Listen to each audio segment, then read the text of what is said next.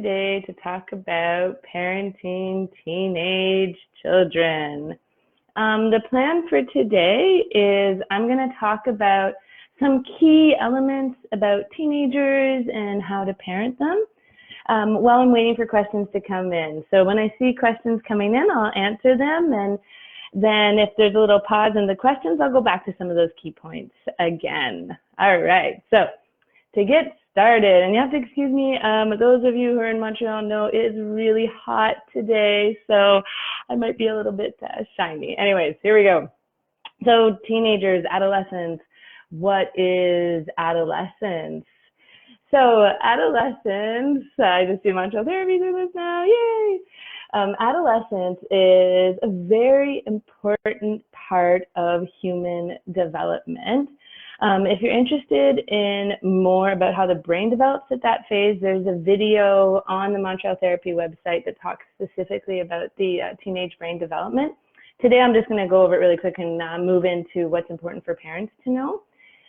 Here's the key thing about teenage brain development. There's two major moments of brain development. That's when we're super young, 0 to 3 years old, and then again when we're teenagers. And really what's happening is in the teenage years, the brain is getting better connected. So there's a lot of action going on in the brain. So that's happening during adolescence. And then another thing that's happening during adolescence is a huge change in relationships. So relationships with parents will often change during this period. I like to think of it as moving from a parent-child relationship to a parent to an adult-child relationship. And that can be really difficult for some parents. For example, maybe their child really idolized them when they were a kid and they were super close, and then they hit those teen years and all of a sudden their child isn't interested in spending time with them anymore, or they're arguing all the time. So this is really a tricky time for many, if not most parents. So we got the brain developing, we got the relationships changing. All of this is absolutely necessary during this part of life for that individual to become a member of society. So partly the reason why these relationships are changing is that your child has to go from depending on you as caregivers to being able to depend on their social network in more of an interrelated way than they do with you, which is an attachment directly with you. Okay, so I'll start talking about these key things that are really important for parents to know and understand during the teenage years. The first is when dealing with difficult behaviors, okay? So I'm talking about when your teen is doing things that you don't want them to do, or they're repeatedly doing something that irritates you. There's two things going on. There's the behavior that your child is doing, but then there's also how you react to that behavior, how that behavior impacts you as a person. And that combination is often what leads to difficult situations. So the behavior plus how you react to the behavior equals either a difficult situation or resolution of the problem. So often when I'm talking to parents about difficulties during the teenage years, I'll talk about looking into your past, looking into your teenage years, your child years, and going back and thinking about how you were parented. And the reason why I often talk to parents about that is that the best guide to how to parent your teenager comes from your own past, because you know what it felt like to not be understood or to be understood. You can remember, if you think and look back, what it feels like to be punished, what it feels like to be punished unnecessarily or too often or too harshly. That's all there. If you want to know more about that, one author I would recommend is Daniel Siegel. He wrote a book called Parenting from the Inside Out, which I'm going to put in the comments, which really talks about looking into your past as a parent and how that can help you feel more confident as a parent with your own kids. He also wrote a book on the teenage years called Brainstorm, which I actually have right here. It looks like this. It's pretty good, but specifically, if you really want to look at your history as a parent, I would take a look at that chapter of this book, which is, and there's an interesting questionnaire around page 163 to 168. Again, we'll put those up in the comments for you, for anyone who's interested. So when we better understand our history as a parent, we're able to address that component of the problem. So understanding ourselves as parents isn't necessarily going to change our child's behavior, but it will most likely change how we react to that behavior and how we understand that behavior. And so that's why I think it's a very important starting point if you're having difficulties with your teen. Okay, so I have a question here about someone saying that their son is always rude to them. So this is a question that I get from a lot of parents where the manner, the way that their teen speaks to them, they feel is inappropriate. Now, everybody's an individual. So again, I'm just talking in broad strokes here. Thanks. I see the book got posted. Yay. Okay. So when a child's being rude, right? So again, I'm just saying there's different factors that could be at play, but some things to think about. One thing in terms of development is that teenagers are becoming more and more aware of how they are observed by other people, and very specifically how their peers observe them, or how anybody who they consider important observes them. And I've actually heard from some teens that this is draining and they're more comfortable around their parents, and this is why they're more rude. So kind of saying like they're putting energy to not being rude when they're around other people, and then kind of letting go of that when they're around their parents because they're more comfortable. That's just one part of the equation. I think another thing that happens is that the speaking kind of rudely almost becomes a habit for some kids. There's usually an underlying irritation about the parent, and they are moving with that emotion or feeling, and it's changing how they react and how they speak with the parent. Now, it can be really tricky to know what that underlying issue is. The inside scoop I get from many teens is usually has to do with repetitive demands, always asking me to do things, not feeling heard or understood, so kind of snapping back because they don't feel like they're being listened to. Yeah, and I would say those would be the main ones. To feel like they're always being asked to do things, so they become more and more rude. Okay, so what can you do as a parent? Depending on your child, it may be more easy or difficult to understand what the underlying issue is. If you want to target how they're speaking to you specifically, what I often recommend is being a bit of a mirror to the way they sound.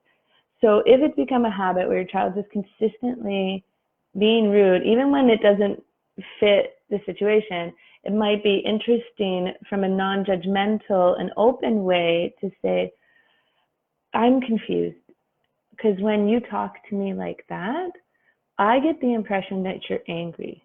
Are you angry? And if so, what are you angry? What are you angry about? And even there, I had to watch myself. I took a step back because I could hear there's a little bit of a judgy sound coming out of my voice. And these things sound really minor, but how we communicate has such a big impact on how the other person feels during the communication. So if I'm not coming at it non-verbally in an open way, showing that I'm ready to listen, then what I say is not going to be picked up or received as well by my teenage child. So again, that's one thing a parent can do if they really feel like it's become a habit and their child is just consistently being rude to them. Another thing is if they're being rude and you don't quite understand why, it's the same kind of approach of, I get the impression something's going on. I don't know what it is. Can you help me out to understand? And that's a recipe that you can apply to many different situations.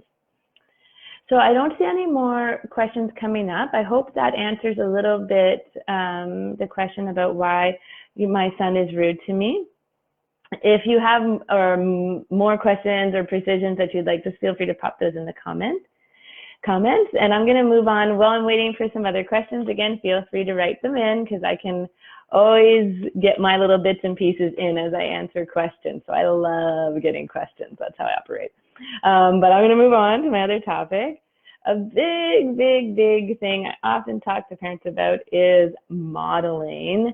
So modeling, it's not just me. I think a lot of child psychologists and educators talk about modeling. This isn't about like looking good in front of a camera modeling. This is about modeling how you behave. Okay, so when we use the term modeling, what we're talking about is showing the behavior you want to see in your kids. You doing what you want to see your kids doing. I talk about this for younger kids in my video available on the Montreal Therapy Facebook page and on my YouTube page on encouraging cooperation. But here I'm going to really talk about how it's important for teens, okay? So modeling in teens, modeling behavior in teens. The old adage, do as I say and not as I do, could not be more wrong. What actually happens is that your teenage children do as you do, or the exact opposite, and they are much more likely to do what their friends say than to do what you say, okay? So if you really want to see a change in a behavior, and in that I'm talking about habits, screen use, diet, exercise, homework, how to manage stress, all those little behaviors, if you want to see change, the best way to do that is to model what you're aiming for.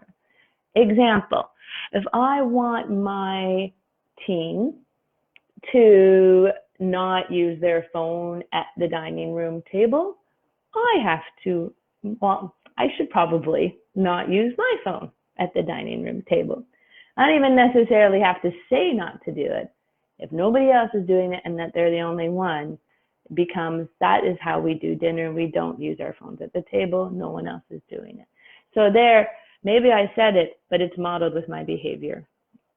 Another example of where modeling can be really beneficial for kids and teens especially is in how you manage difficult situations, right? And one of the more difficult situations that parents of teens need to manage is the disputes and arguments with their teen, right? So parents can be modeling good communication skills while arguing with their teen, actually. Let's go into that a bit more, shall we? Okay, so when you're having an argument with your teen, it's again interesting to think back, right? And maybe not so far into your past, so you can go all the way back to your child, but also thinking to, how do I like or wish to be spoken to when I'm having a disagreement with someone? Do I want that person to yell at me? Is that productive? Does that encourage problem solving? Does that encourage a resolution to whatever we're talking about? Most likely no. So you will probably get better results or better cooperation if you model good communication. And within that is modeling or showing problem solving skills. So I want to zoom in on problem solving together with teens. So often, if you know me, you know I'm huge on problem solving and building that as a skill. I think it's really important. I think it's important to start at a really young age and keep building and building and building.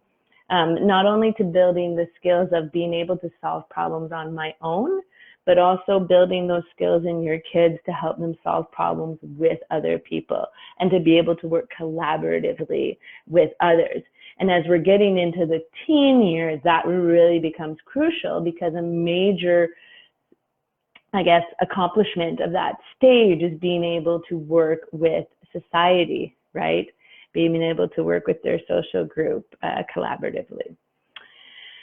So problem solving together when you're in a dispute is a much less combative way of communicating.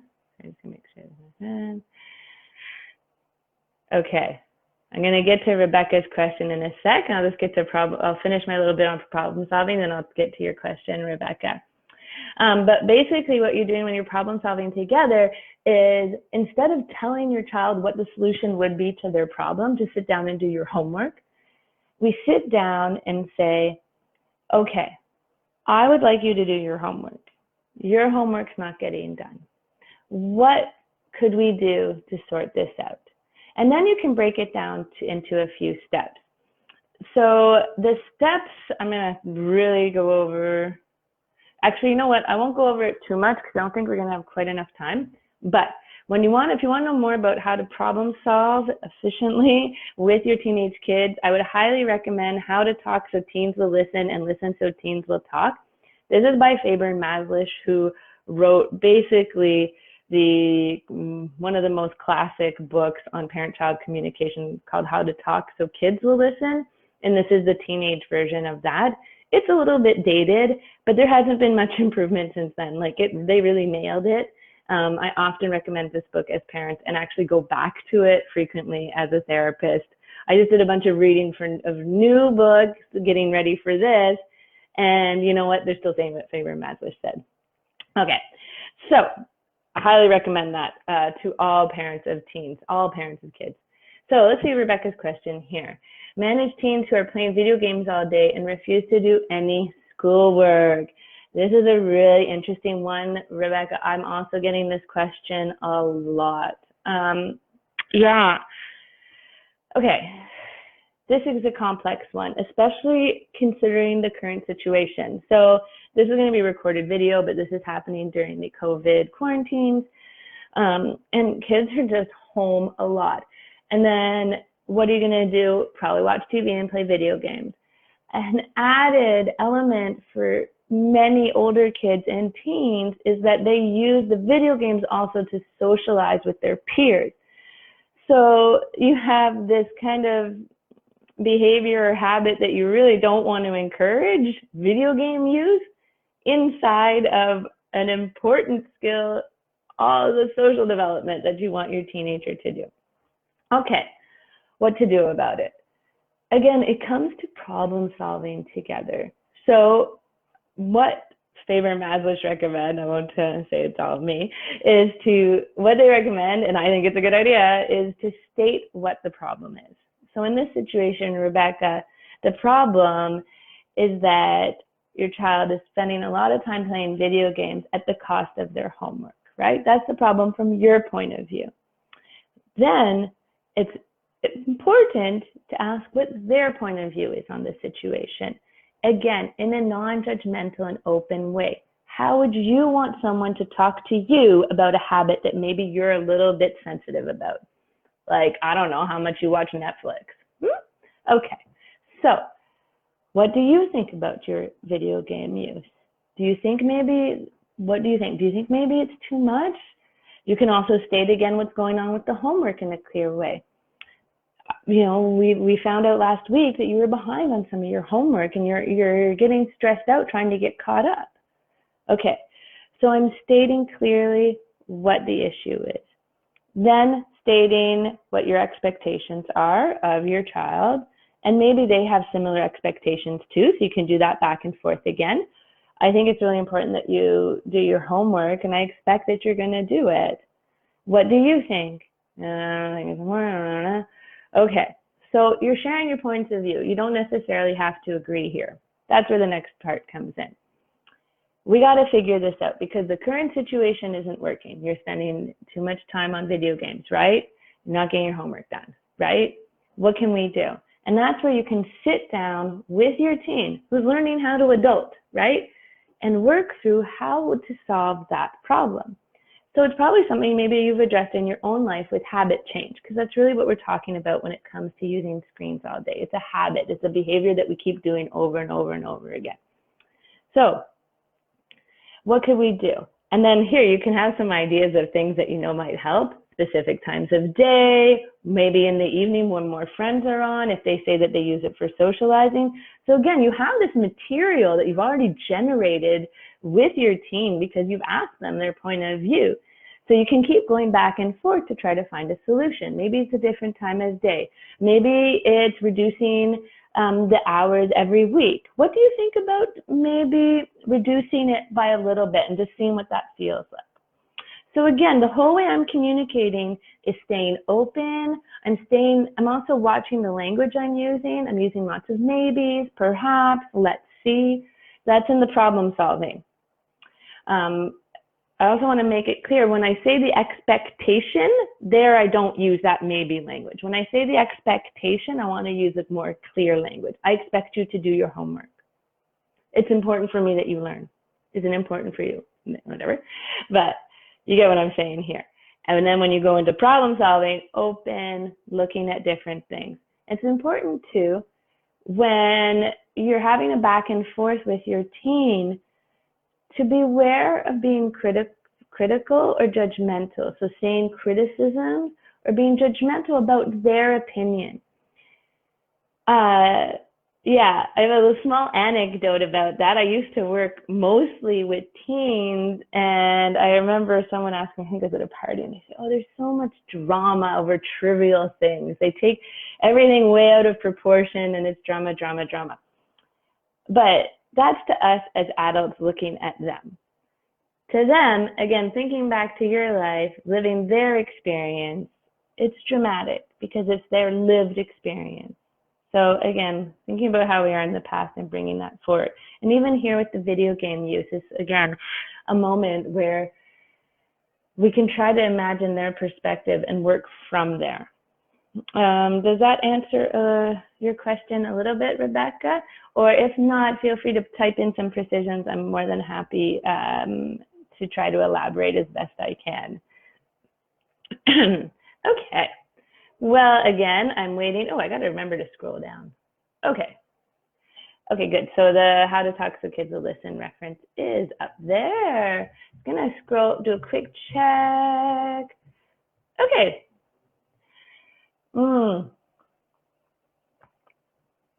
Oh, what a nice question. Excuse me, from Gabby here. So how to deal with encouraging teens to find a summer job now as deconfinement is starting. Her teen is anxious and they are as well not sure what to do. Really, really interesting question. Very specific to what we're dealing with right now. Yeah, I actually do have another video if you're interested on helping kids cope with anxiety, but with teenagers, it's going to be a little bit different. So you can take a look at that video, but let's talk about teens here. Again, they're more able to speak to you about how they're feeling, hopefully, right? I think one nice place to start is to sit down and really look at what are the concerns, right? And maybe, if necessary, even write that down with your kid. Gabby, this will also depend on what communication is like with your child, but if you guys have pretty good communication, this might be a nice way to go. And the reason why I'm saying to write stuff down is that when thoughts are floating in our minds, especially anxious thoughts, they have a habit of just kind of spinning and spinning and spinning. And writing stuff down gives our brain a sense of satisfaction that it's more concrete, that it's actually on paper. Okay, so to sit down and look at what are they feeling anxious about. Again, being careful not to judge how they feel, right? We want to watch out for saying things like, oh, that's not going to happen. Oh, don't worry about that. Even though that's often kind of a knee-jerk reaction that many of us do, most likely because that's what our parents did to us, it doesn't really help that person. It doesn't help your teen understand their anxiety anymore. So you want to keep it open-minded. So what are you anxious about? Why? And then there's different techniques that you can use depending on how that first conversation goes. One that I often use with people that have anxiety is, what is the worst thing that could happen? Now, it could be really bad, but oftentimes what happens with anxious thinking is that the person will feel anxious and they actually will avoid thinking it through any further. So as a parent, we can support our children kind of going through that thought process of what would happen if. I know a lot of times we think, okay, yeah, but when I'm anxious, I think, what if, what if, what if? But here I'm talking about it in a bit more of a practical way of, okay, what's the worst thing that could happen, and what would you do if it was that happened? And then you have your worst case scenario, and then you have your most likely scenario. What's the most likely thing that will happen? And from there, you can see if there's still other little problems that crop up, and problem solve again with your teen about how best to handle that. I'm going to add another component here for you, Gabby. So let's say you've had that conversation. Let's say you've gotten to a point where your child's like, I'm considering it. I often recommend parents encouraging and supporting their children trying something. And again, using the language of trying, give it a try, a first time attempt, give them an out, because with anxiety, there's almost always avoidance. So there's avoidance of certain thoughts that are too scary, and there's avoidance of the actual behavior. So even if you can get your teen to take that first step, maybe it's going with their CV somewhere, and I would think going physically is important, because what's happening is it's called an exposure. You're exposing your teen to all those stressors they're afraid of, and if they get through those stressors successfully, their anxiety is greatly going to be reduced the following time. Okay? Yeah, so those would be my two main areas to start with. Have a discussion about what they're anxious about in an open way, and talk about your own anxieties too, right? In an open and understanding way, along with problem solving and what can we do about it, and then try it physically, have that experience, and then see from there where to go next. Okay, does that, hopefully I hope that kind of answers your question. And also, if you try this and have follow-up questions, you can always send me a quick message, or or make a post, and I'll try to get back to it in a week or so if you're still having no luck getting them to try a summer job. It's such interesting and difficult times that we're living in right now, especially for teens. A lot has changed. Okay. Yes, okay, perfect, great.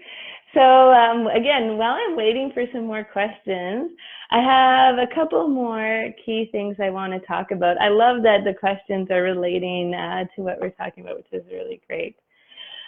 Excuse me. I'm just going to have a quick sip.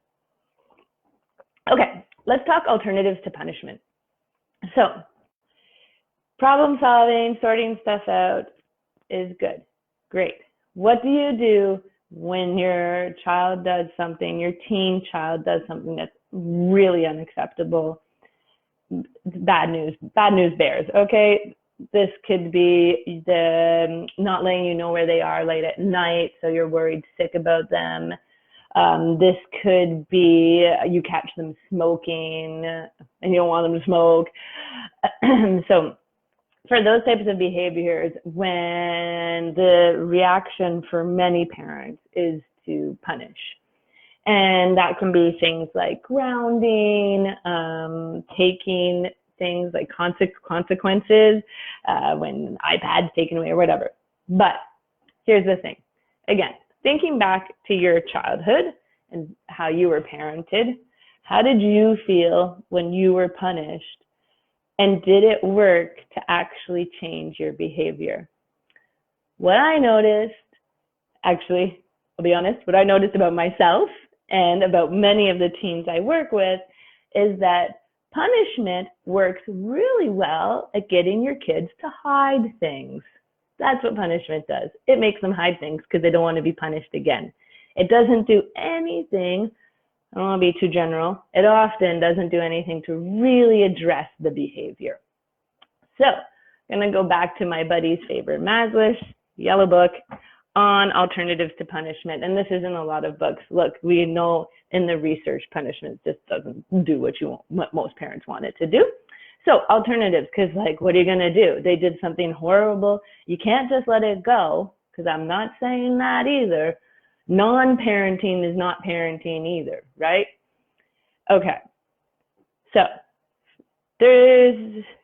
I often talk about two parts to addressing these types of situations, from toddlers all the way up to teens, and actually, you know what? All the way up to adults.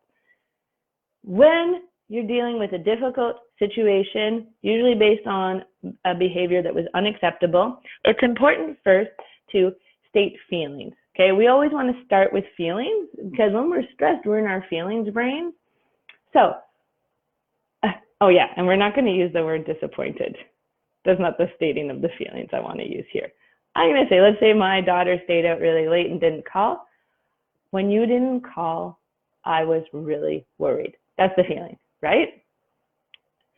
The name of the book, please. Oh, sorry, I'll hold this up while I'm going. So, How to Talk So Teens Will Listen and Listen So Teens Will Talk. It is in the comments. You can scroll it up. I think they put a picture too. Okay, so state your feelings. I was really worried, right? Again, what are your expectations? I expect you to give me a call, so I'm not worried. Then problem solving, right? So that wasn't cool. What are we going to do about it? Okay. Now, we already talked a lot about problem solving. I'm not going to talk about that all again, but I do want to talk about choice. So I talk about using choice with young kids in my video on encouraging cooperation. When it comes to a situation where you feel like punishing your child, where you feel like the behavior is worthy or warrants a punishment, there the choice is going to have a bit of a different flavor. It's not going to be like, do you want cookies or apple juice? It's going to be like, look, I was really worried. I expect you to call me when you're going to be late. You have a choice here. You can either make amends or not go out for a month. So the choice is, I can put my punishment that I would have had, maybe they're grounded, as one of the choices. And the other choice is helping them to adult, okay? How can you fix this situation? Do you have an idea? Let's see. And then maybe you can brainstorm with your kid about a way to solve the situation for the future. Let's say in this example, it's to put an alarm on your phone at 10 so that you remember to call me at 10. Okay, that's just a really quick example. Now, another element to dealing with these situations where you would normally feel like punishing your child, it sounds so punishing to say punishing, but anyway, is to help them to take action. This is to make amends. This is to right the wrong. So to help your child build those skills of like, I messed up and I've got to do something about it. But we can only get there if we do the other stuff first. Because if we go right to, you need to fix this situation, I'm mad, they might not have any motivation to fix the situation because they might not necessarily think they've done anything wrong. So you want to have all those elements of, let's say for this one, I was worried, I expect you to call, you didn't, what can we do about it? Before figuring out what to do about it, okay? And the reason why taking action is really important is that this actually helps your child learn how to learn from their mistakes. And being able to learn from our mistakes is highly related to something called resilience. Resilience is being able to handle life stressors in a nutshell. So helping our child see how they can correct a situation is going to help them in the future be able to do that on their own and be able to learn. And it's kind of the opposite of just punishing our child, which doesn't necessarily teach them anything beyond I'm mad, right? That's the main thing you're teaching when you use punishment. Yeah. And even though this technique, these alternatives might seem like it's more work, it pays off pretty quick in the long run, because as you're developing skills in your kid, oftentimes I'll see once those skills are starting to really develop, you're not going to have those same disputes because your child's going to come to you with that first. And also, kind of a side note that I almost forgot about, I hadn't put it in my notes, but it's something I often say to parents, is it's important to also let your teens live and make mistakes. And I'm talking about those moments when we feel a little protective, when we know something's probably not going to work out, and we want to save them. Well, when we're talking about teenagers, we need to have a bit more hands-off, because taking risks is part of being a teenager, and it's actually quite important for their development.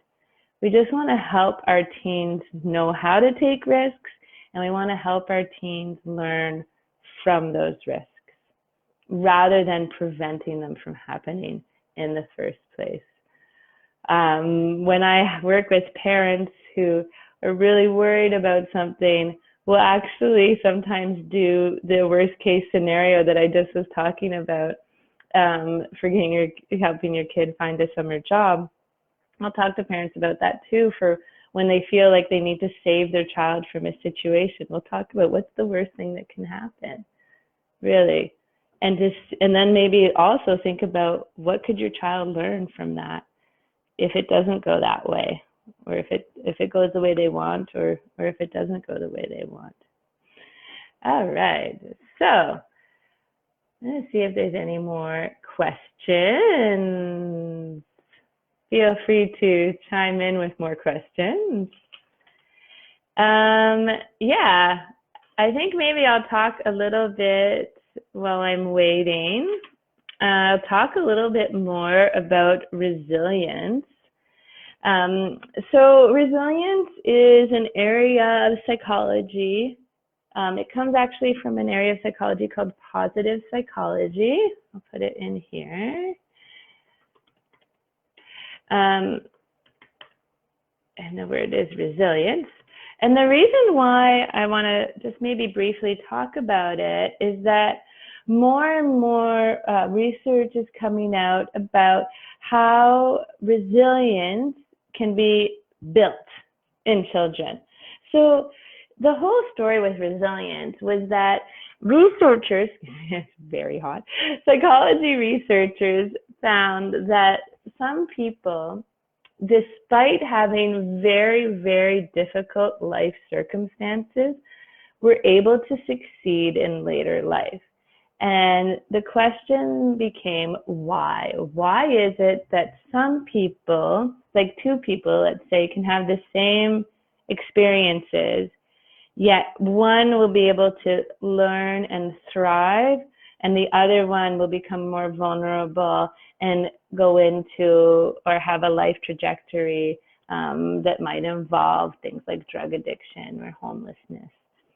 And one resource that I'll put up later that I actually found recently that was super interesting was from UNICEF, which is a not-for-profit children's organization, I think most people know. And they're very interested in resilience, because building resilience in childhood really can buffer the environmental impact of living in a war-torn area, for example, or having a very low socioeconomic status. And also, it can help with the prevention of things like mood disorders, so that's depression and anxiety disorders later in life. So oftentimes when I'm giving advice to parents, or working with parents, I should say, because that's more the nature of the work I do, I'm keeping in mind, how can we build resilience in this child? How can we help this child really be able to thrive in later life? So resilience has been broken down to about 7 main factors. I think I have them here, actually. They all start with C because it's just easier, I think, that way. So I'm just going to go over these while I wait for some more questions. But basically, building resilience is about building competence. So that's the ability to feel that I can handle a situation effectively. It's about building competence, so belief in my own abilities. It involves encouraging connections. So that's, again, talking about having a good connection with parents, and then in the teenage years, having connections with their social circle. It involves building character, so that's a solid set of morals and values. And actually, right here, I'm going to make a real quick side note on identity in the teenage years, which I find really interesting. I often get questions for parents about their kids not sticking with anything. That's pretty typical in the teenage years, as I will try on many different things in my teenage years to learn about myself. And that's how I build my morals and values. So as parents of children, we're trying to embark's the right word, we're trying to help our children have the same values that we have. Those are our family values. But in the teenage years, what happens with many teens is that they experiment with different ones and just see what other stuff feels like if I try it on really quick.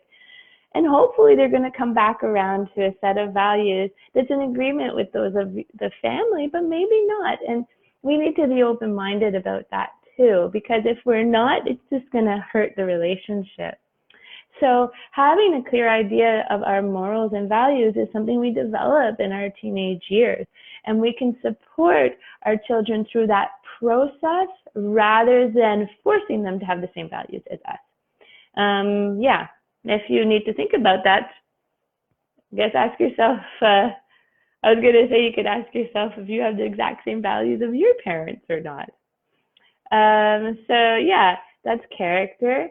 And other aspects that are related to building resilience in children are contribution. So that's feeling like contributing, understanding the importance of contributing to society. Then there's coping, so that's learning how to cope effectively. Again, one of the best ways to teach children how to do that is to do it yourself. And if you're not coping the way you wish your child would cope, if you're not coping the way you wish your child would cope, it's okay to verbalize that. It's okay to say, I'm struggling, because you know what? That's such a good, important thing for your child to learn. Like, think about it this way. Instead of me being just cranky and just saying, I've had a bad day at work, just leave me alone. Or maybe I'm not even going to say I had a bad day at work and just be super cranky and, have a short fuse and get mad. Well, my child doesn't know what's going on. Inside, I'm like, I'm stressed. I can't deal with the stress. Well, maybe it would be good for my teenage kid to hear that and understand that I wish I could cope better. Maybe I could even brainstorm, like, what could I do to I'm really stressed. Geez. Okay, that's a little bit of an exaggeration, but maybe they have an idea of what I could do to calm down. I don't know. I just saw Marie Joanne's question. All the info I'm providing, well, it comes from a few places. I've been working with parents and teens for a very, very long time, so there's that. But the books I'm using, we're going to put them all up in the comments so that you can easily find them, but it's How to Talk So Teens Will Listen. This would be the number one, okay? If you want to know more about the brain, I have Brainstorm here. I'm also going to put up the links to the UNICEF document on resilience, which I think is super interesting, but it's a little scientific. Might want to glance over a few parts if you're not so much scientifically minded. Yeah, and that's where most of it comes from. And also working a lot with teens. Yeah, I think one thing that you get working with teens is you understand that they're human beings and they are worthy of respect, even if they act in really stupid ways sometimes. So I find that's been one of the main things that helps. Yeah, so there's the link to the UNICEF document. What's really interesting right now in terms of adolescence and the psychology of adolescence is we know much more about the brain at this stage of development than we used to. When I first started in this, it was kind of like teens are just really impulsive and oppositional, and it's a horrible time for parents that you just need to buckle down and get through, right? That used to be the attitude. But now we're seeing that this is a really, really crucial time in brain development. And it's a time where parents really, not just parents, but actually educators and people around teens can really help support the life path that that person takes. And this is what I'm talking about, resilience. So by understanding the fact that there's a lot going on, and this is a time of experimentation and learning and building those skills, if we support that as parents, we're really going to help our children go on that trajectory towards resilience, towards being able to cope, being able to connect, being able to contribute, and all those wonderful things we want for our kids. Yeah, rather than getting stuck in this, like, having a teenager is brutal, it's awful. It is tough sometimes. But if we can understand how to support them, it really changes how we feel about their behavior. And actually, I'll talk a bit more. Oh, I'll just make sure there's no other questions. Oh, okay. Yes. So actually, this is really what I was just about to talk about. So how do I maintain an open relationship with my teenage daughter? I feel lately she's starting to pull away and be more secretive. So this is actually a question I get a lot of the teen that doesn't talk, right? It's such a difficult position to be in. Let's see. First, let's talk about, since I was just talking about the brain development, the reason why she's pulling away. It is a natural part of development. So in order for me to learn how to interdepend on my social network, I need to depend less on my parents or my caregivers. But I want to be careful about how I'm using the word depend on. It's the nature of it that changes. So I'm going to go to my friends more for my emotional needs, whereas maybe before I would have gone more to my parents, because I'm learning how to do that. I'm learning how to leave the nest, right? I'm learning how to no longer depend on my parents. Your daughter doesn't know this consciously, but this is what's happening in her brain and developmentally.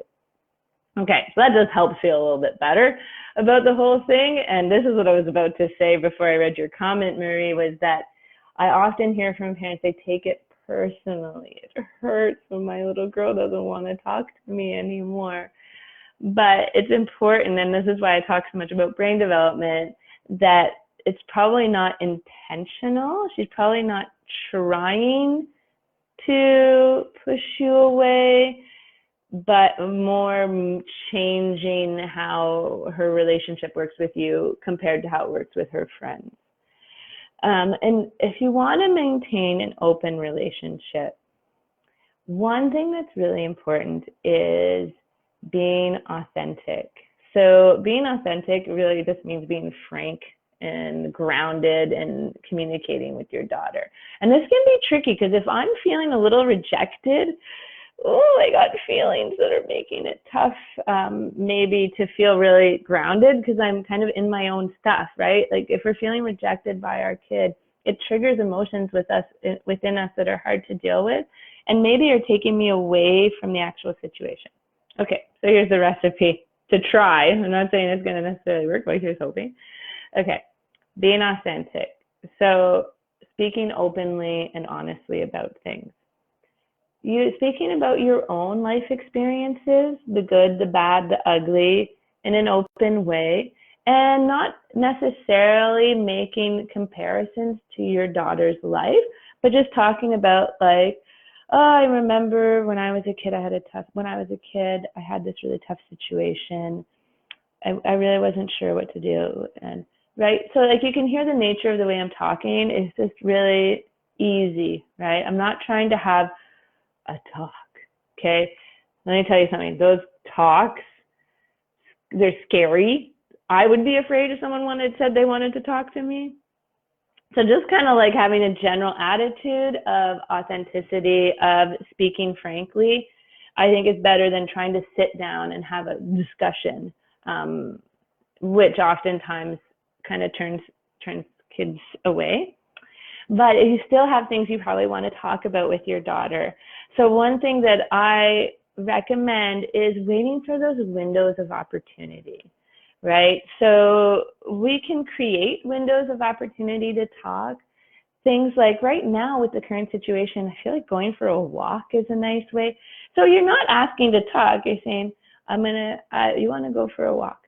And not even trying to have a conversation, but just doing something together often naturally flow into a conversation. Another thing is if you're watching a movie together, a TV together, and having conversations about what you're watching, right? Maybe there's something that you'd like to explore with your daughter and you could throw on to watch together. What do you think about that? Or maybe you're watching a movie about something you don't even think is related, and then you see someone use drugs. What do you think about that afternoon? Did you see that guy using heroin? What are your thoughts about that? And keeping it really open. There is actually a podcast that I like. Unfortunately, it's on Audible, so you have to pay if you don't have Audible. I didn't have it ready to go in my list, but the name is kind of funny. It's called How Not to, wait, oops, I'm not on the right button. How Not to, I think it's *CK, Your Kid's Too Bad. But this is a great little podcast. It was mostly dads, but they talk about being authentic and frank about those really tricky situations. I quite enjoy it because it really elaborates on how to get that open communication going in a non-judgmental way. Okay, does that kind of answer your question, Marie? Again, this is the kind of question that sometimes it's easier when I'm one-on-one with a person because we can delve into some of those more individual differences in how you communicate. So because I can't do that here, observe yourself too, right? You can be your own guide, right? So I hope that's a thumbs up from Marie. But you can be your own guide and adjust accordingly.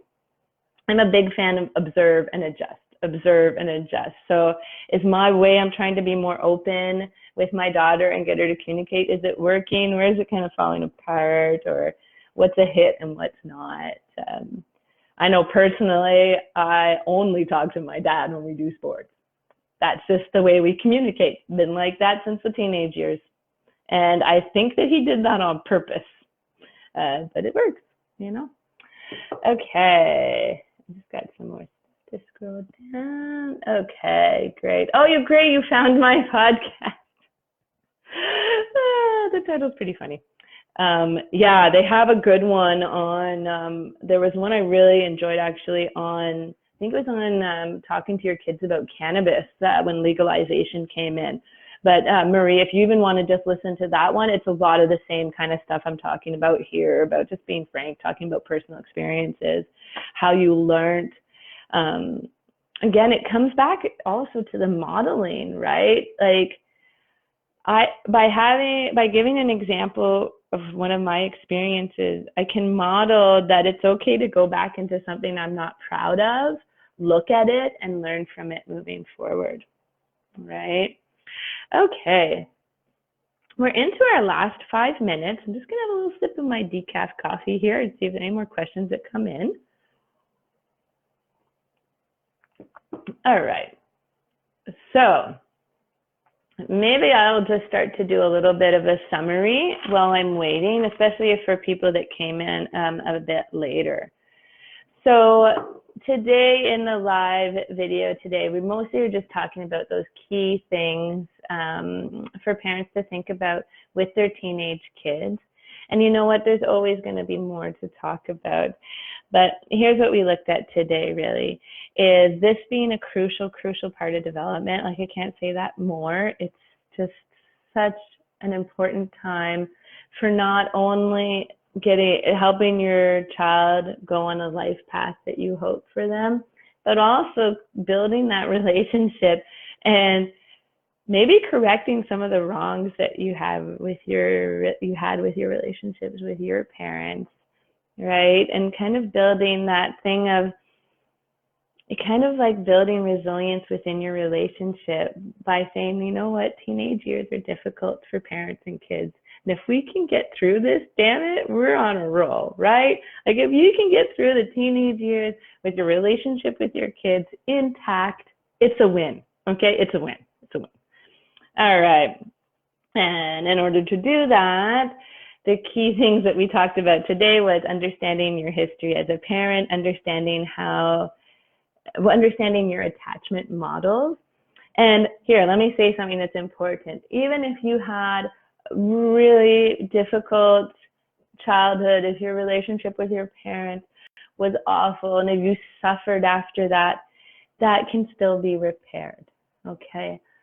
Relationships in the future can have a reparative effect on the relationships we had in the past. So hope is not lost. There's always room to change course.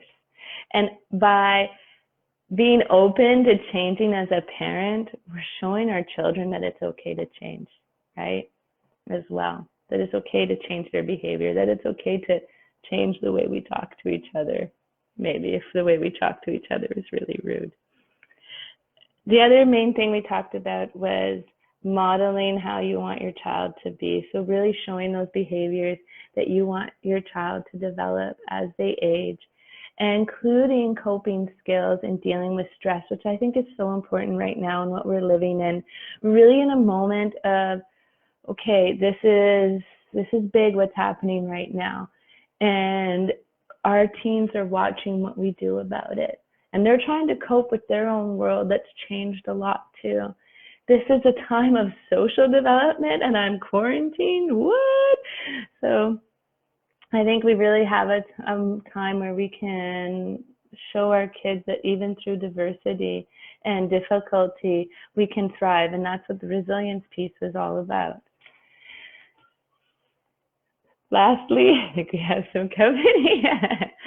That's just my three-nager, actually. Yeah, another thing I want to talk about, that we talked about, which I think is so key, is how to solve problems with our teenage kids and older kids. So like really being able to sit down, it can be helpful to think about how you solve problems in your own life beforehand and help guide our children through that process, through problems that they're having in their own individual life, but also through problems when it's both of us together, right? When it's the parent and child who aren't communicating, who are arguing, who are disputing, and how we can work together to sort that out. And then also, I spoke about some quick alternatives to punishment. Punishment doesn't work. Find alternatives. Doesn't mean letting everything go, but there's better ways in terms of how you feel as a parent, and better ways in terms of what will most likely lead to nicer outcomes for your children in the future. I thank everyone for coming today. This has been really fun, and I hope to talk to you all again soon. Thanks. And we'll put up the links. I have a Facebook group for parents who want to network with each other, and a YouTube channel where you can get the videos I spoke about. They're also available on the Montreal Therapy Center page. And I have an Instagram where I post when I'm running my next parenting groups. Just a quick note, the parenting groups are suspended just for a little while over the summer. As I work in the public sector, so I'll be helping out there and hoping to pick up my groups with parents again in the fall. Okay,